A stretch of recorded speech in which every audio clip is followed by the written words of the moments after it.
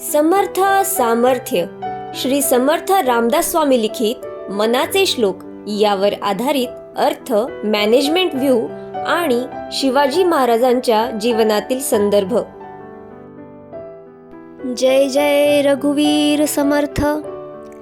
जगी पाहता देव हा अन्नदाता, तया लागली तत्वता सार चिंता. तयाचे मुखी नाम घेता फुकाचे, मना सांग पारे तुझे काय वेचे. जय जय रघुवीर समर्थ. नामाचा घोष करा, पण माणूस असा आहे की कर सांगितले तर करणार नाही आणि नको करू सांगितले तर हटकून करणारच. इतकं सहज सोपं नाम स्पष्ट उच्चारून अनेक फायदे होणार असेल तर ते करायचे सोडून त्यात 10 शंका कुशंका काढेल. हेच नाव का, तेच का, शास्त्रीय पुरावे द्या मगच मान्य करेल, किंवा आधी कोणी केले आहे त्यांचा अभ्यास करून ते कसे चुकीचे असेल, किंवा अन्य काही प्रकारे दोष शोधणार. शास्त्रीय कारणे पुरावे सगळे आहेत, पण ते कालावश काही नष्ट झाले, काही नष्ट करण्यात आले. आपले पूर्वज भौगोलिक अभ्यासक होते. जंतर मंतर येथील थक्क करणारे अवकाश आराखडे साचे. भारतीय जुनी मंदिरे भौगोलिक अभ्यास करून स्थापली आहेत. उगाच दिसली जागा, आमच्याही आवारात एक मंदिर हवे अशा प्रकारे कुठेही बांधलेली नाहीत. श्राद्ध कर्म करणाऱ्यास ब्राह्मण संबोधले जाई. हे काम करणारे देशभर होते. नद्यात श्रेष्ठ म्हणून गंगेत अस्थि विसर्जन करायचे, तर मग ते काशीलाच का, नाशिकमध्येच का? पृथ्वीच्या भौगोलिक अभ्यासात असे आढळले की काशी आणि नाशिक फक्त इथेच काही पाण्याचे झरे असे आहेत की त्यात अस्थींचे विघटन करण्याची क्षमता आहे. आपल्या आजच्या पढाकू पंडितांनी नदी दूषित होते ह्या कारणासाठी सिमेंटने नदीचे पात्र बनवले. मी फार अज्ञानी, पण एक विचार मनात येतो. जे पाणी डोंगर, दर्या, पालापाचोळा ह्यातून वाहत येऊन नदी बनते, ते नदीच्या पात्राला सिमेंटचे बनवल्यावर स्वच्छ होणार का?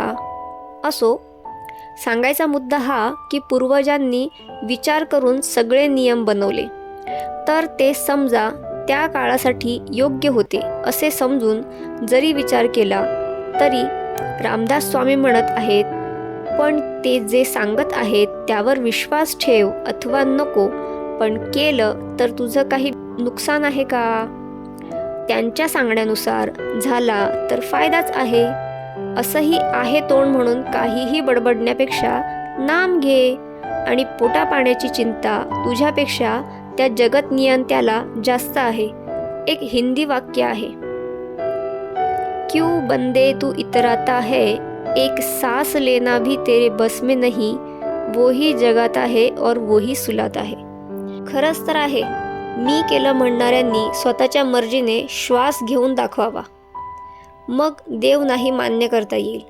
बरं, करतो एवढं म्हणण्यापेक्षा वाद घालण्यात, तत्वज्ञान शोधण्यात वेळ बुद्धी खर्च करायला आवडते. एका वाटीत साखर आणि दुसऱ्या वाटीत मीठ ठेवलं आहे बरं का बाळा, असं आई सांगते, पण त्याची पारख करायची, नजरेने जिभेने चव घ्यायची आणि अनेक प्रयोगाअंती आईलाच सांगायचे, ही अशी थोडी मोठी चौकोनी असते ती साखर जी गोड असते चवीला, आणि हे तसेच पांढरे असले तरी हे मीठ जे खारट असते चवीला. आई म्हणेल, हो का, मला हे अशा प्रकारे माहितीच नव्हतं. तसे आहे ह्या शोध करणाऱ्यांचे. खूप प्रयोग करतील, नंतर देवाचे अस्तित्व आहे असे देव मानणाऱ्यांनाच सांगतील. फक्त पुराव्यानिशी, प्रयोगांच्या निष्कर्षांनिशी इतकाच काय तो फरक, पण मान्य तेच करणार आहेत जे पूर्वापार सांगत आले आहेत लोक. मग रामदास स्वामी म्हणतात, ते नास्तिक लोक कधी शोध लावून सांगतील, मग तेव्हा तू करणार. तोपर्यंतचा काळ ह्या नामाच्या होणाऱ्या फायद्यापासून वंचित राहणार. त्यापेक्षा नाम घेत राहा. Management view. स्पष्ट बोलण्याने आत्मविश्वास वाढतो, व्यक्तिमत्व सुधारते. कोणतीही काम करण्याची संधी मिळवणे हे महत्त्वाचे, आणि त्यासाठी first impression is last impression म्हटले जाते. आपली पहिली छाप पडणे महत्त्वाचे. राजांच्या सेनेत भरती होण्यास सुरुवातीला फार लोक तयार नव्हते. साम दाम दंड भेद अशा अनेक नीती वापरून लोकांना स्वराज्याच्या कामात जोडले. त्यात काही मने वळवताना राजे म्हणत, प्राण तर त्या सेनेत राहूनही गमावू शकता, मग जे राष्ट्रहिताचे आहे त्यासाठी का नको? मरायचेच आहे तर राष्ट्र घडवण्यासाठी जीवन द्या ना. जय जय रघुवीर समर्थ. चरितं शिवराज्यस्य विजयश्री विराजितं वीराद्भुतरसं पुण्यं रामायणमिवापरम्.